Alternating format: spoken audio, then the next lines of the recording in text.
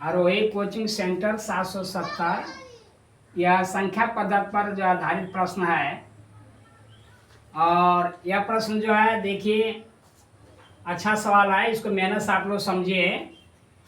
कह रहा है कि एक संख्या को 3 भागों में इस प्रकार विभाजित किया जाता है कि पहले भाग का 3 गुणा और दूसरे भाग का 6 गुणा और तीसरे भाग का 8 गुणा, माने 8 गुना बराबर है।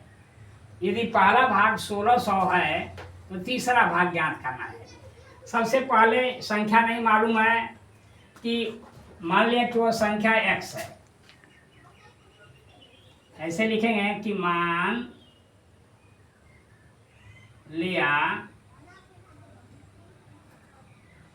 वह संख्या x है।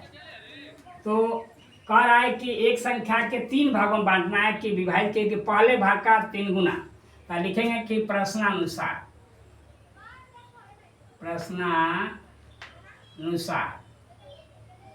पहला भाग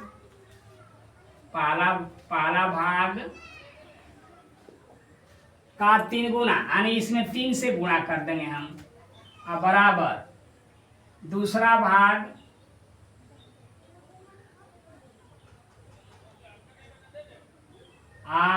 दूसरे भाग का जो है 6 गुणा, यानी 6 से इसमें गुणा कर देंगे, और बराबर तीसरा भाग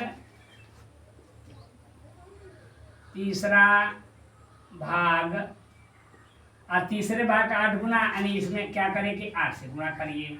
अब बराबर ये जो है किसके बराबर है, ये संख्या x की बराबर है। किसके बराबर है ये? x के बराबर। सवाल समझिए।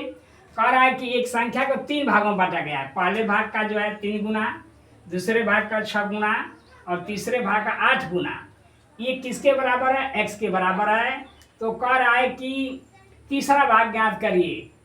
तो ये जानते हैं कि पहला भाग दिया है 1600। पहला भाग कितना दिया है? 1600। लिखेंगे इस तरह से कि पहला भाग बराबर दिया है 1600। तो अब देखिए इसको लिखेंगे इस तरह से कि पहला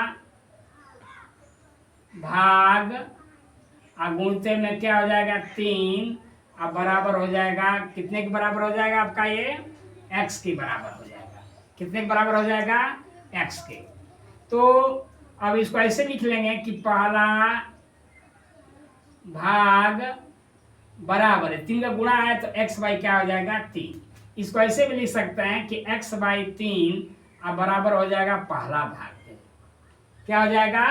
पहला भाग। और चूंकि जानते हैं कि x बाई 3 बराबर पहला भाग दे दिया है 1600, यहाँ लिख दीजिए 1600। क्या लिखेंगे हम? 1600। अब इसका जो तिर्यक गुणा करिए, इसका इसमें और इसका इसमें। तो x का अगर 1 में गुणा करें तो x हो जाएगा बराबर 16 4800 हो जाएगा। ये जो है x का मान मालूम हो गया कि वो संख्या कितनी है? 4800 है। तो ये पूछ रहा है कि तीसरा भाग ज्ञात करना है। तीसरा भाग ज्ञात करना है तो लिखेंगे इस तरह से, x का मान मालूम हो गया तो यहाँ पे लिखेंगे कि तीसरा भाग। बच्चों ये देखिए, ये तीसरा भाग गुणित 8 बराबर x के, तीसरा भाग पूछ रहा है। तो अब इसको ऐसे भी लिख सकते हैं कि ये लिखेंगे कि तीसरा भाग गुणित में 8 बराबर x के। ठीक है, x का मान ज्ञात किए हैं 4800 ज्ञात कर लिया गया है। तो लिखेंगे कि तीसरा भाग गुणित में 8 बराबर x। जब क्या लिखेंगे? x का मान 4800 तो लिखिए यहाँ पर 4800। क्या लिखेंगे? 4800। तो अब लिखेंगे कि इसलिए तीसरा भाग बराबर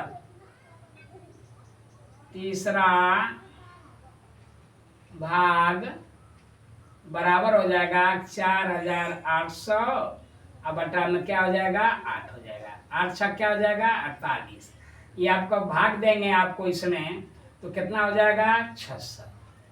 तो तीसरा भाग आपका हो जाएगा, तीसरा भाग बराबर हो गया 600। अब ध्यान रखिएगा यही आपका जो है आंसर हो जाएगा, ये आंसर हो जाएगा आपका हो गया 600, यानी तीसरा भाग कितना हो जाएगा, तीसरा भाग कितना हो जाएगा 600। बच्चों यदि आपको ये वीडियो जो है पसंद आई है तो लाइक कीजिए, और यदि चैनल पर नए हैं तो सब्सक्राइब कीजिए। धन्यवाद।